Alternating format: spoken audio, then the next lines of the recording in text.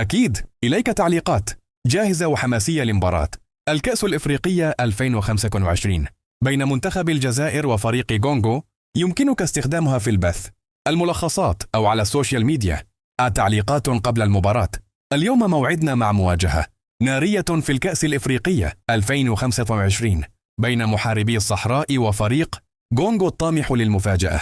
الجماهير الجزائرية تملأ المدرجات، والآمال كبيرة في بداية قوية للمنتخب الوطني. صافرة البداية تقترب، فهل يفرض المنتخب الجزائري هيبته أم يقول كونغو كلمته؟ أم التعليقات أثناء المباراة؟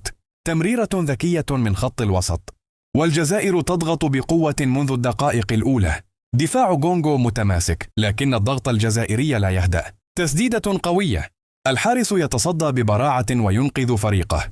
الهدف الأول للجزائر، هجمة منظمة وإنهاء رائع يهز الشباك. كونغو يحاول العودة في النتيجة، لكن الخبرة الجزائرية حاضرة. الدقائق تمر والتوتر يزداد والمباراة تشتعل. أما تعليقات الأهداف، هدف جزائري بلمسة فنية عالية يؤكد السيطرة.